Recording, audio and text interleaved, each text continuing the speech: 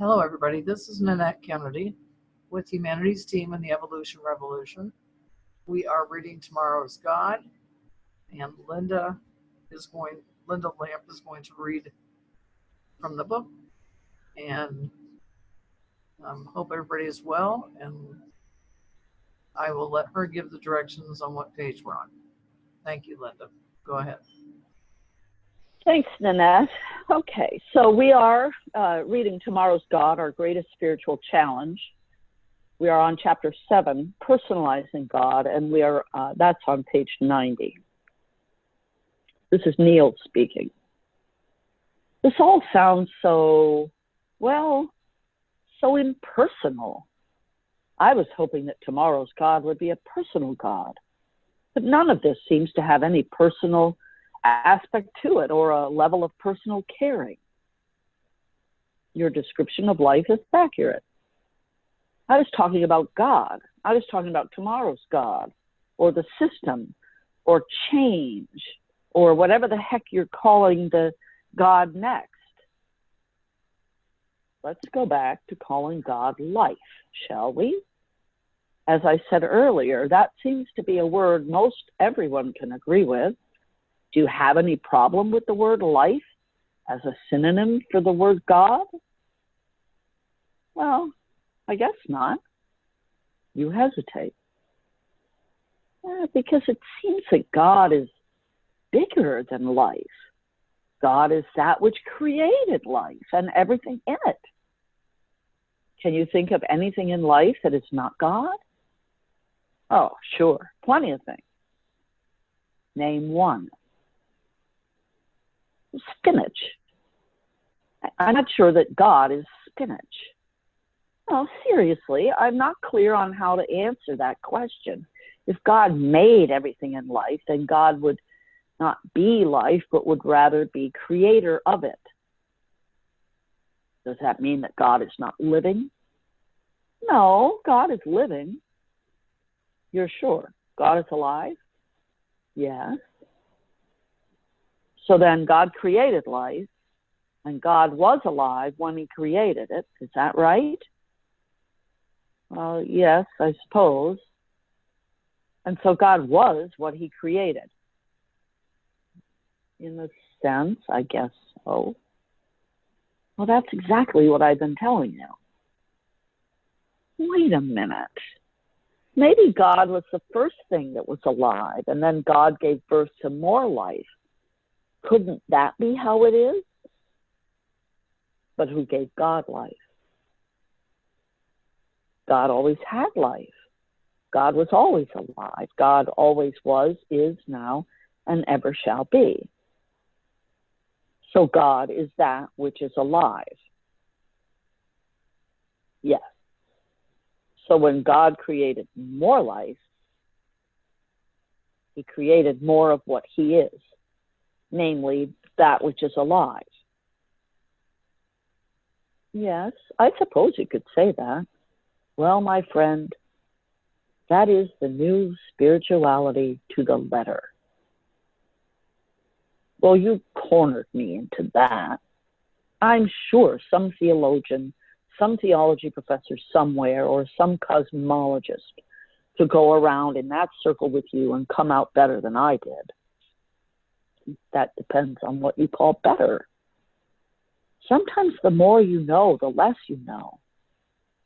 But let's get back to your comment about God being impersonal.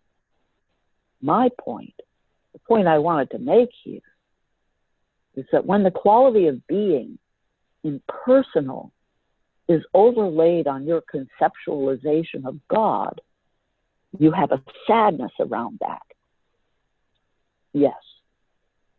But when the quality that you call impersonal is overlaid on your conceptualization of life, you have no problem with that at all. No, I don't. That's why I have said that interchanging the words God and life makes it much easier to understand and accept God as God really is. Life is not concerned with you individually. It has no preference in the matter of how you are experiencing life. Yes, I know. But yet life is an energy that you can use at any time with consistent and predictable results. Used in this way, life becomes your greatest friend, your most effective tool, your most astonishing power in the creation of the experience of your desires. You are life. Now substitute the word God for the word life in the above paragraph. Apply it to yourself and see if it does anything to your feelings of sadness. Okay. God is an energy I can use at any time with consistent and predictable results. Used in this way, God becomes my greatest friend, my most effective tool, my most astonishing power in the creation of the experience of my desires. I am God. Any change? Feel any differently about God now? I feel empowered. I feel befriended, cared for, and really empowered. I tell you this, on some future tomorrow, all of humanity will understand that what has just been said about life can also be said about God. It will also be said about God. It will be said about tomorrow's God. That only a person can befriend you, care for you, empower you. Well, then what I've done is that I've personalized God. I've conceived of this energy called life in a personal way. That may not be the way it is, but that is a way that feels good to me. And that is the best way to think about God. Think about God in a way that feels good to you. But what if what feels good to me is thinking about God in the way we thought about yesterday's God? Demanding, punishing, requiring us to do certain things in a certain way and to come to him along a certain path or else. What if that is what feels good to me? Well, then by all means, keep thinking of God in that way. Look to see if this is producing the outcomes you want to see produced in your world. Look to see if this brings to your life what you wish to see in your life. And if it does, don't change a thing. But the world is a mess. Then change a thing. Okay. But as I observed before, making this happen is not going to be easy. Most religions have not seriously considered a new idea about God. I mean, a really new idea, a radically new idea in centuries and millennia. That's basically true. And now, all of a sudden, they're going to? Well, the people of the world will, and that will require religions to explain their point of view and to go along or to lose their followers. You're sure all this is going to happen, yes? Yes, it is inevitable. And it will change everything? Yes. It is all part of the process of evolution. Then why do we have to save the world? What is that all about? Back to that, are we? You don't have to save the world. You will save the world as it is, for yourself, your children, your grandchildren, and theirs, only if you choose to. Life is never going to end. That is what I'm telling you here. The system is self-regulating, self-sustaining. The system is always functional, adaptable, and sustainable. So life is never going to end. Let's make that clear right here. And your world, your planet, is not going away for a very, very, very long time on the scale of time that you are using. So when I use the word save the world, I use them to mean keep the world in place as you know it.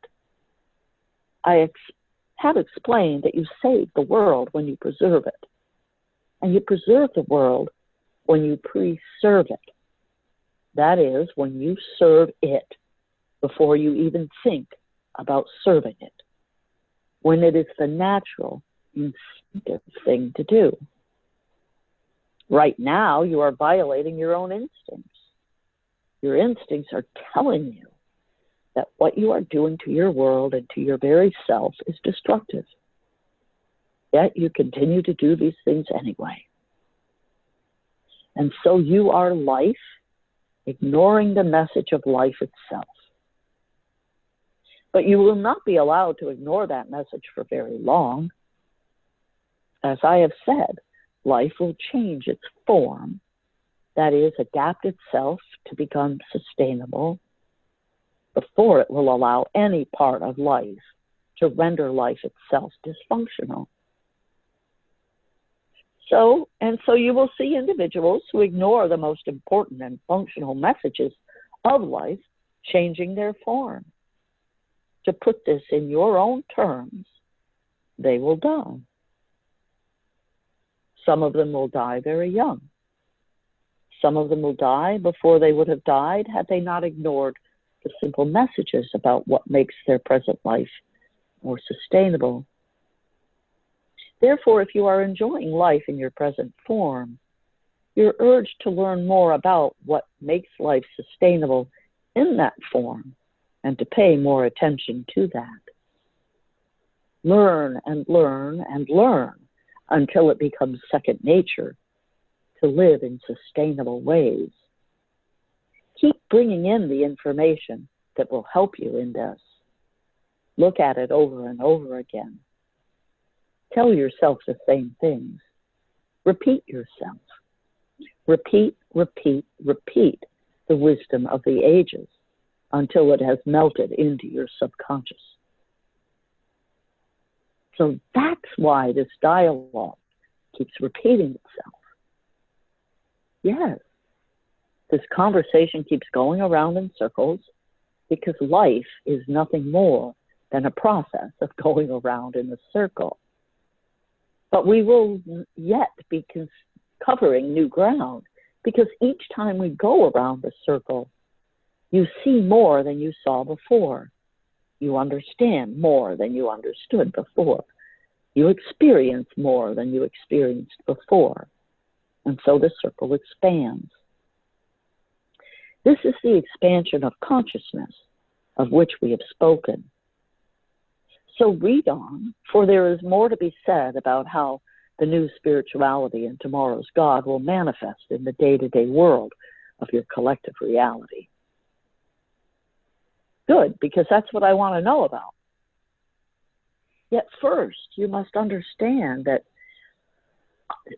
all that you can possibly understand about tomorrow's God. Only then can you preserve life as you know it by preserving it. Only then can you serve life first, automatically, without thinking about it, instead of serving your own limited, short-term desires. Yesterday's God and the old spirituality have done nothing to stop us from doing that, have they? No, because the old spirituality of your forefathers spoke of separation and disunity and a universe that is essentially dead. What do you mean, dead? End of chapter.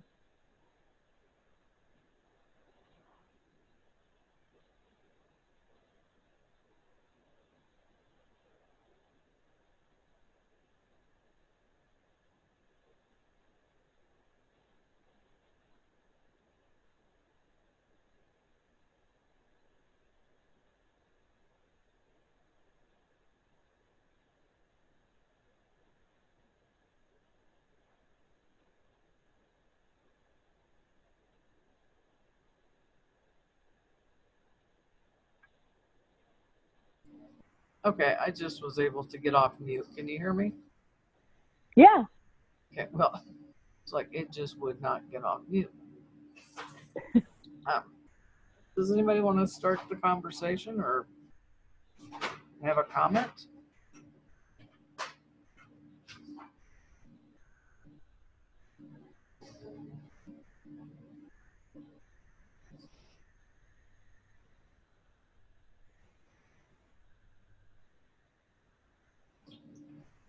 Yes, my comment is just that I really like this notion of God as life, and I find it very helpful when I remember to think of it that way. That's all. I agree. Yeah, I love this Go ahead. chapter. It's really so profound, and it is something that is going on in me, that this gives nutrition to having that perspective of life and God. It's a wonderful chapter. So profound. Thank you.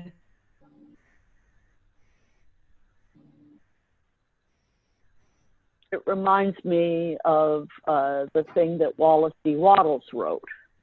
There is a thinking stuff of which all life is made. And that's, to me, that was when I realized that everything is God. Because everything is that thinking stuff.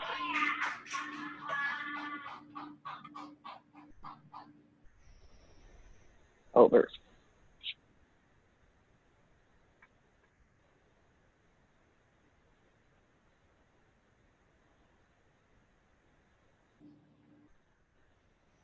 Anybody else? Or shall we continue?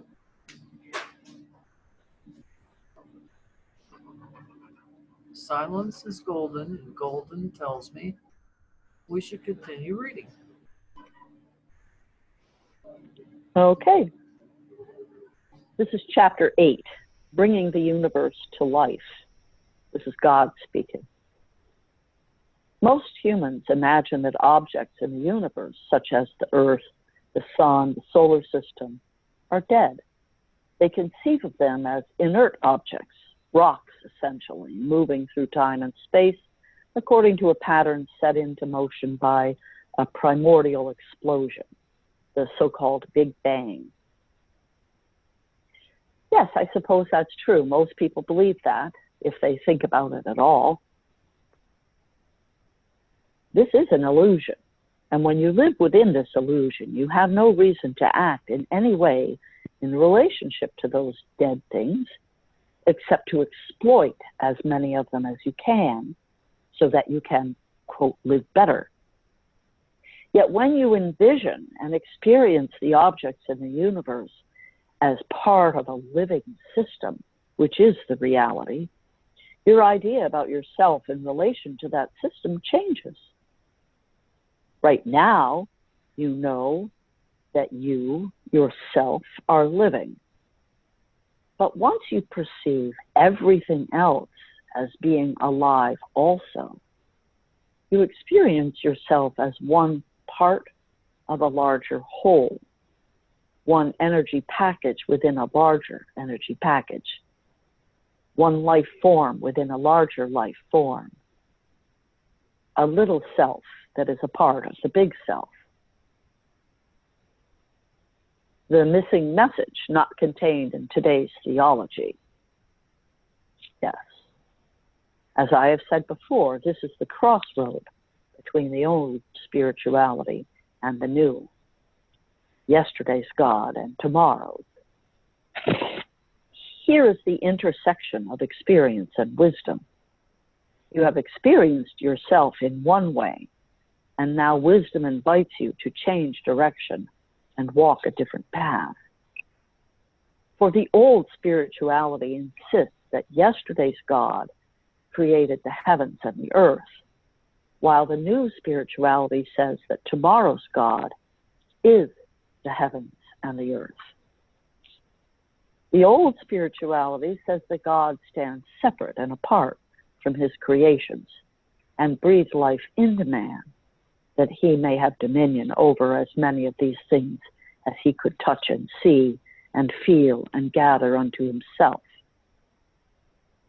The new spirituality says that God is unified in one with everything and breathes life not into humans, but as humans, that humans may express and experience themselves as God made manifest, and may know that everything they touch and see and feel is likewise God in manifest form.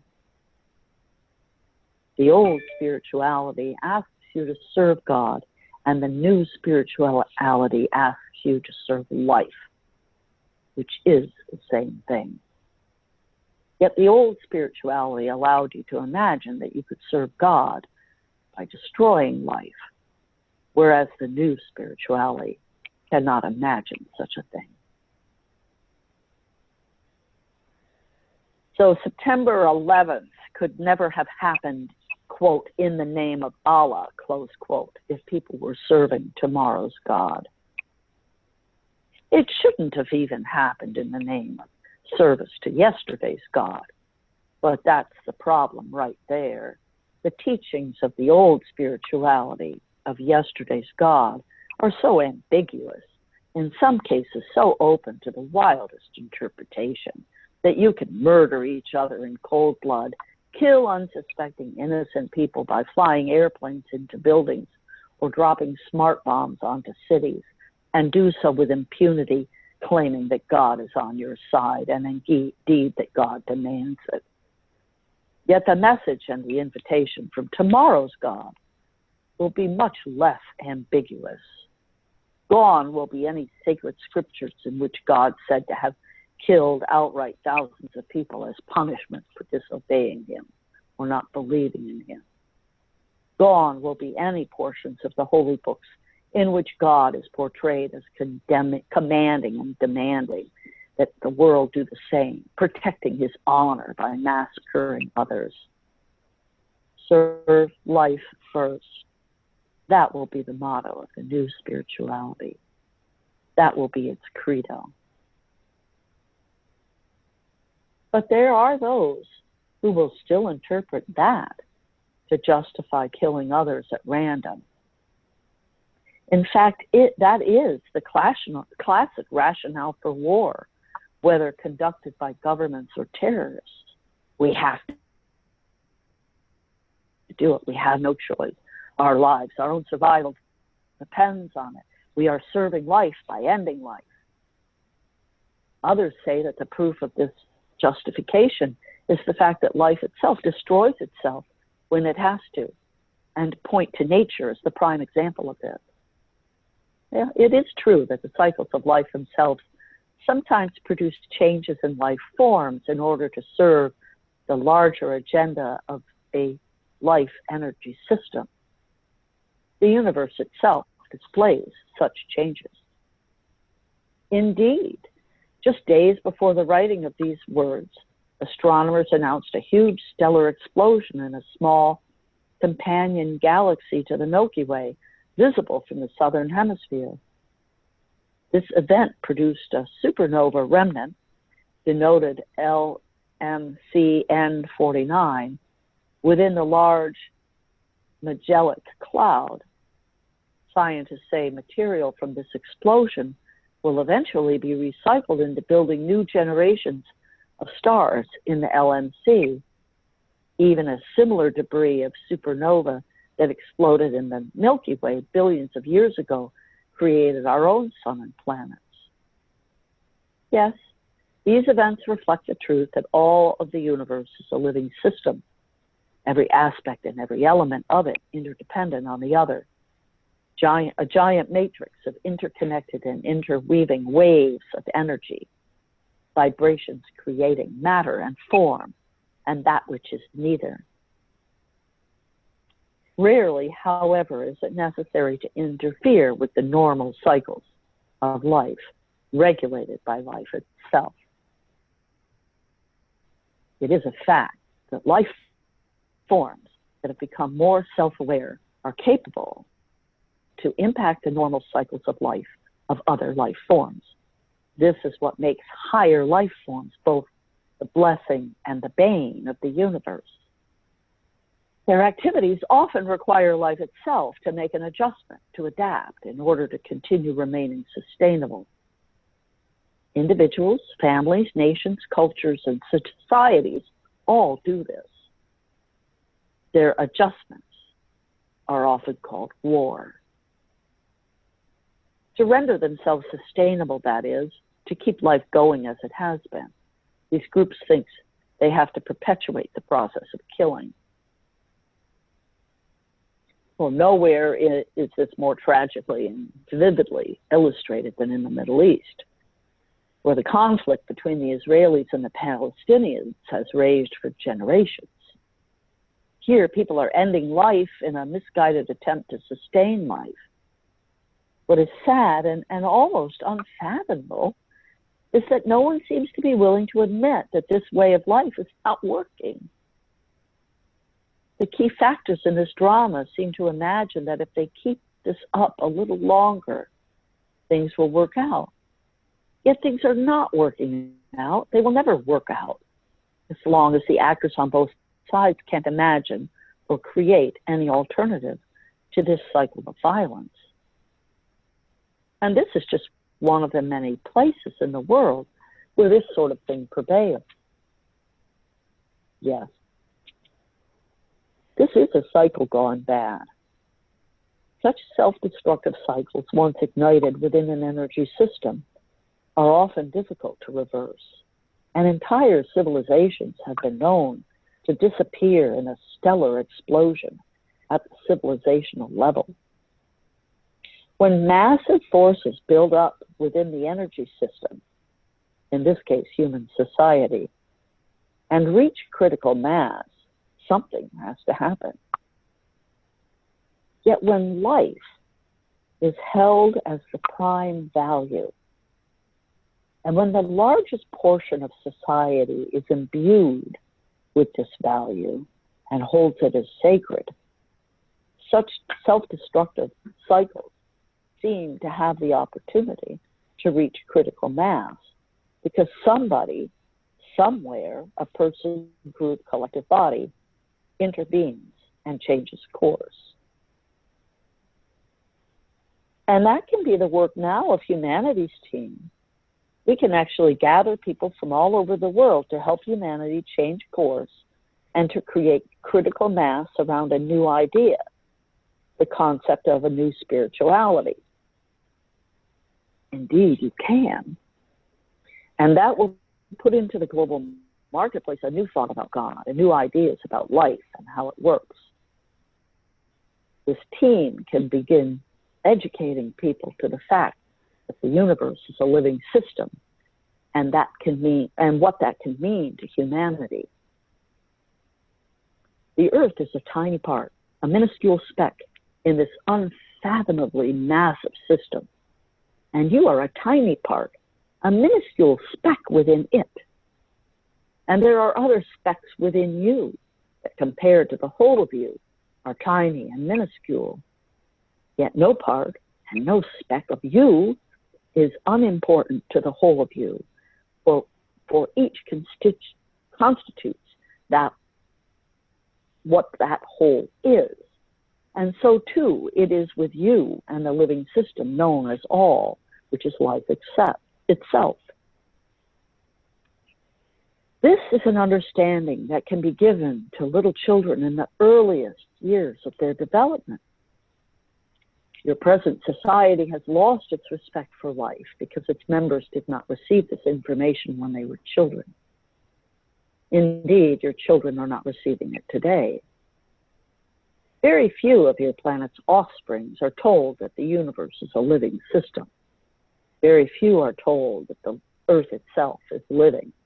And very few children are told in school today that they are a part of that system, one with God and one with each other. Even religious schools do not teach this. Are you kidding? Especially religious schools do not teach this. Rupert Sheldrake, the groundbreaking biologist, says of morphic fields that underlie the structure of systems, which is our galaxy, and that exist within those systems as well, such as here on Earth.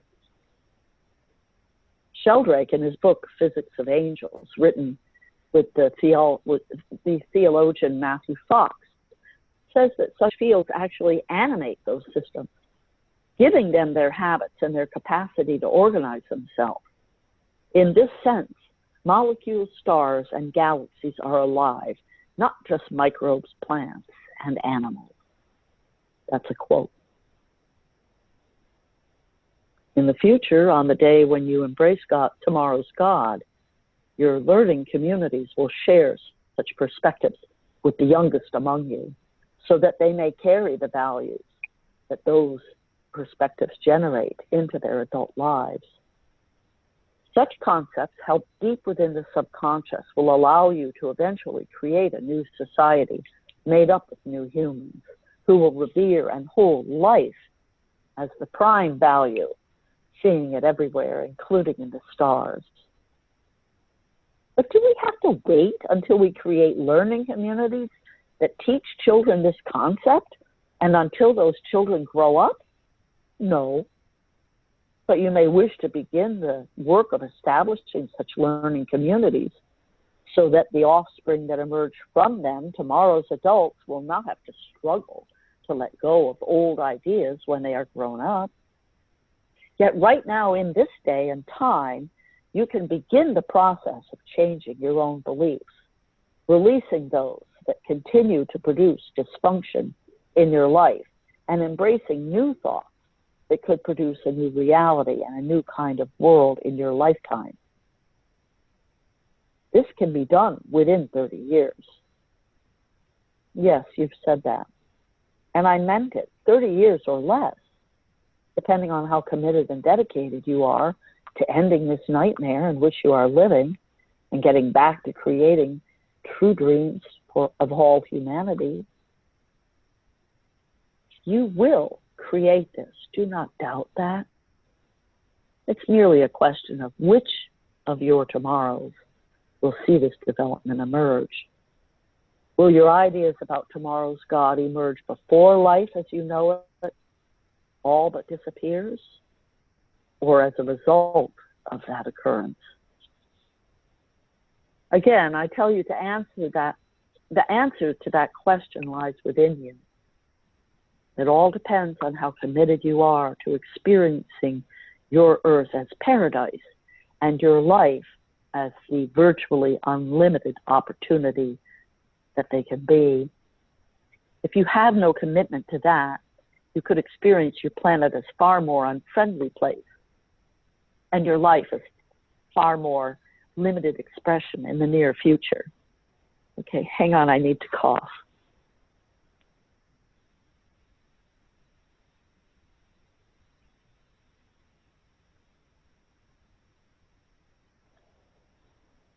This is Neil.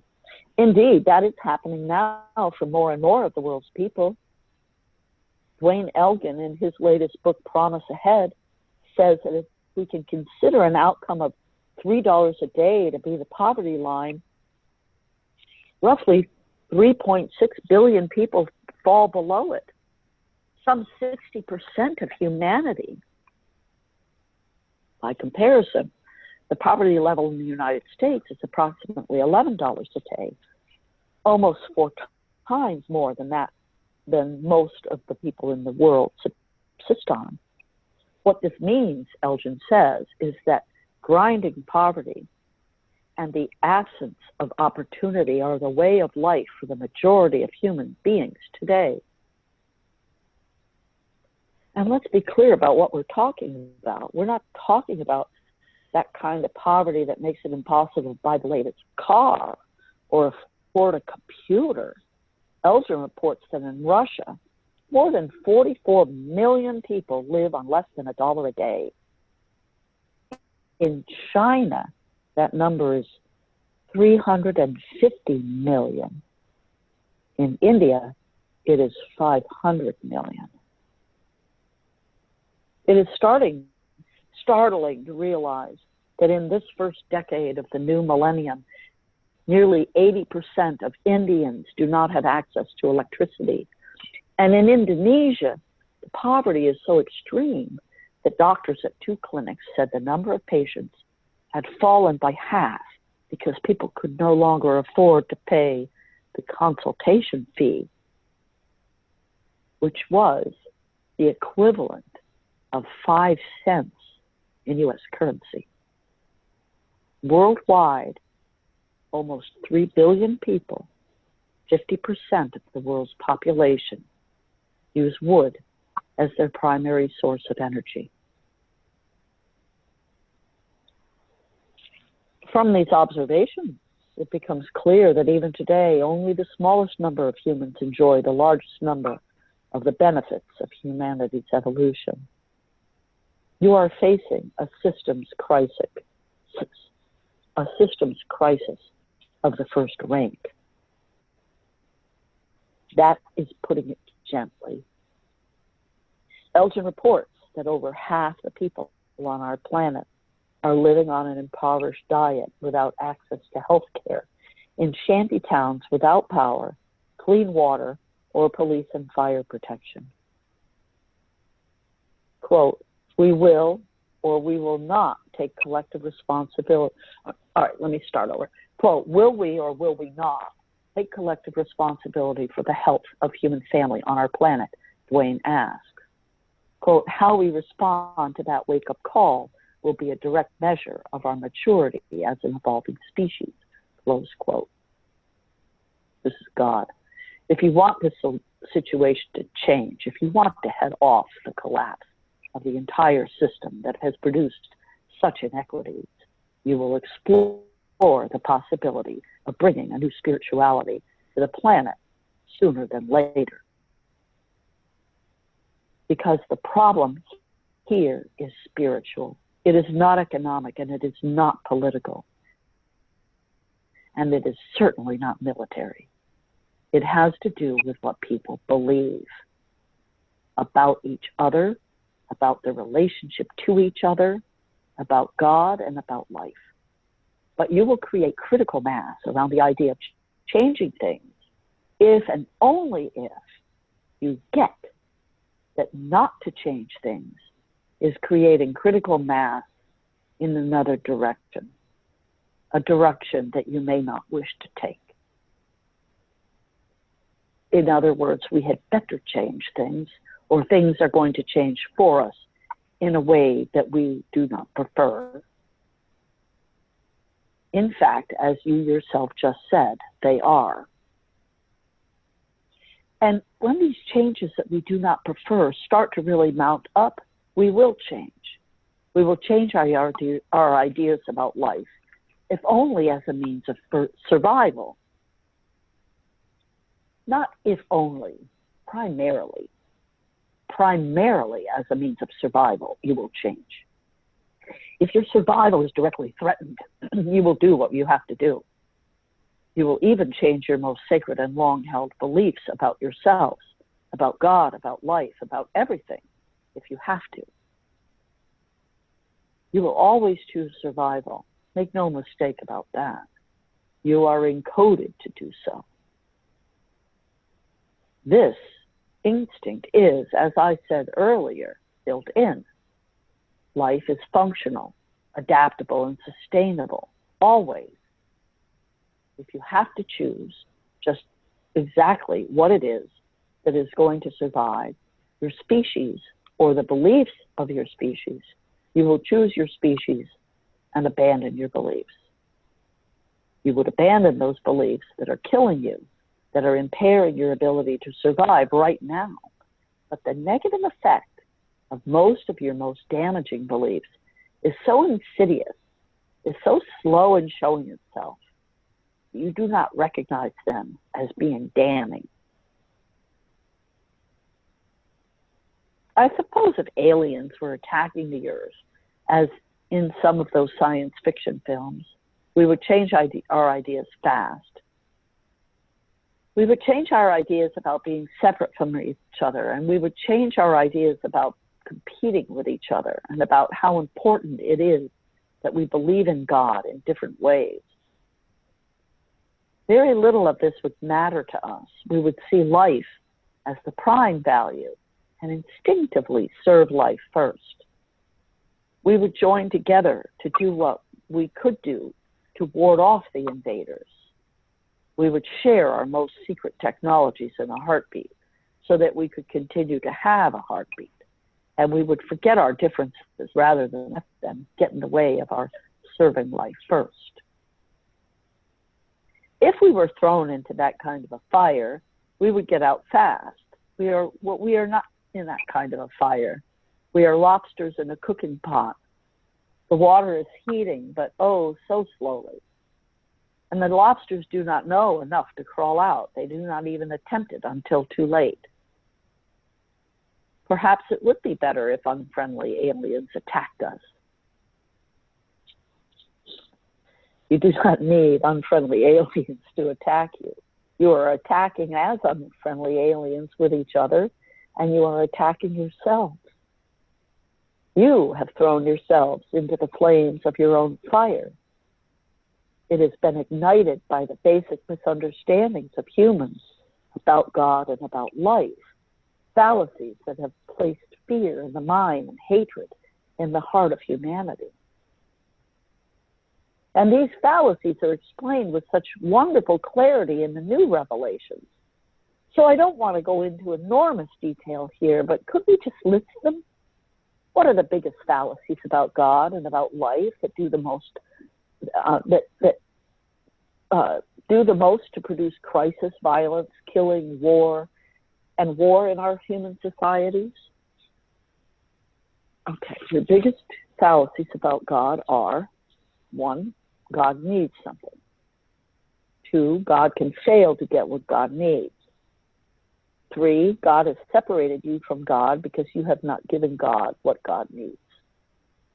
4, God still needs what God needs so badly that God now requires you from your separated position to provide it. And 5, God will destroy you if you do not meet God's requirements.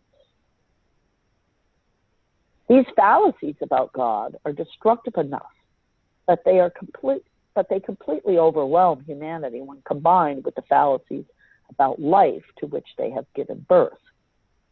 Many human beings, most actually, believe that 1, human beings are separate from each other. 2, there is not enough of what human beings need to be happy. 3, to get stuff of which there is not enough, humans must compete with each other. 4, some human beings are better than other human beings. And 5, it is appropriate for human beings to resolve severe differences created by all the other fallacies by killing each other. Humanity's major fallacies about God and about life make for a deadly litany of error that has created and continues to create to this very moment a world of deep anger, brutal violence, terrible loss, unrelenting sorrow, and unremitting terror. You think you are being terrorized by other people, but in truth, you are being terrorized by your beliefs. These are what you must change if you are ever to realize your dream of a world living in peace, harmony, and happiness. If you wish to sustain life as you know it, and if you wish to have something to pass on to your children and to your children's children, you will have to pay serious attention to giving birth to a set of beliefs, a new human theology, a new spirituality. Not a replacement of the old, but an enhancement of it, not an abandonment of your present religions, but a revitalization of them. You are going to have to revitalize religion if you are going to revitalize life and sustain it in its present form. For religion, which is just another word for what you believe, is the bedrock of your civilization. Your beliefs create your behaviors. And I repeat that it is true whether you believe in what you call God or not. For these reasons, I have come to you now For your world awaits in silent apprehension its people living in fear of the next generation, the next outbreak of war, the next fast-spreading virus, the next ecological disaster, the next terrorist attack, the next upheaval, as if the struggles of day-to-day survival were not enough.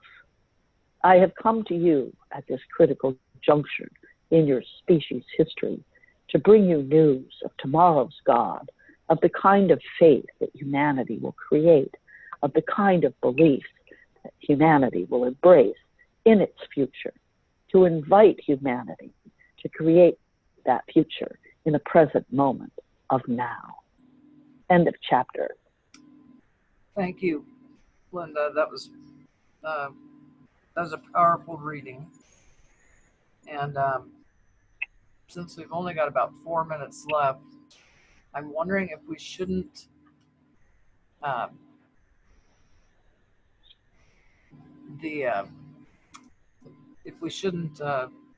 discuss for next week. And I will get on top of posting the meetings of the past 3 ones that have been recorded over the next few days. I do think this was a powerful chapter.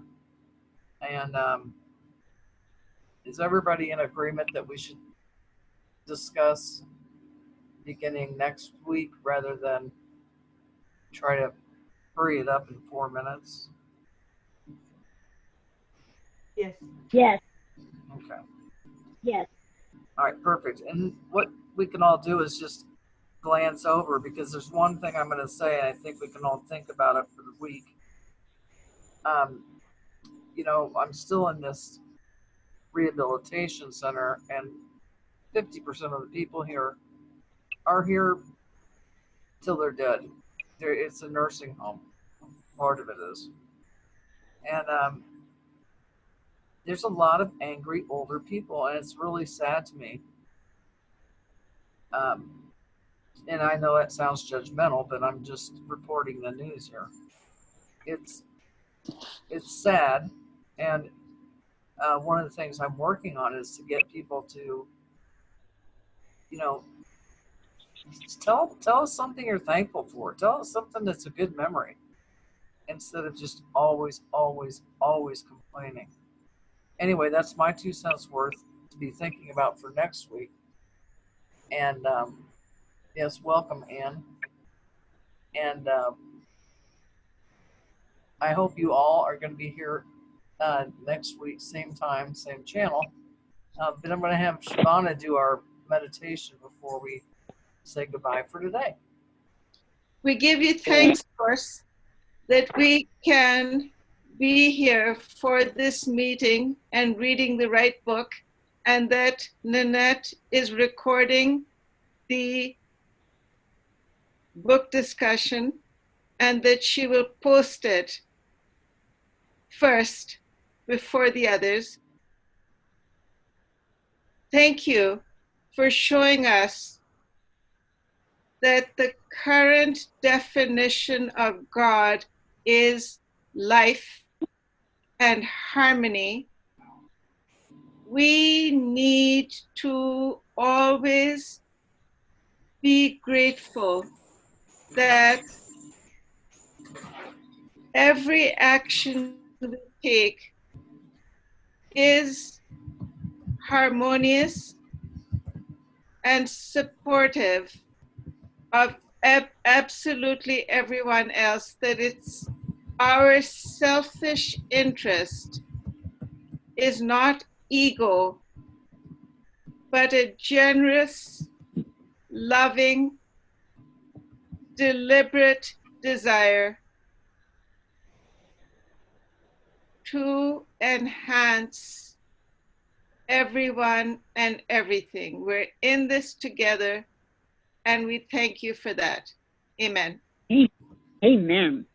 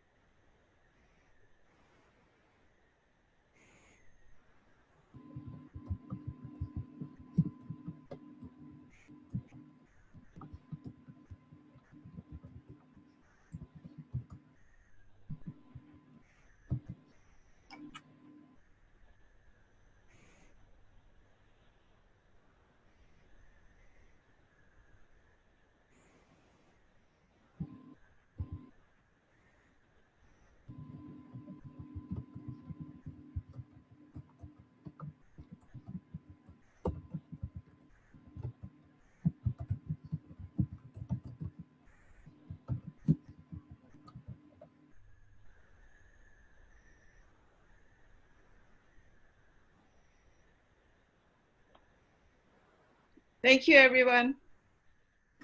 Thank you. And I just want to say, we won't Thank be you. meeting on the 22nd or the 29th, but we will meet next week on the 15th. And I will get those, I'll get this week's recorded message up ASAP. Oh, thank you. You're welcome. And let me just,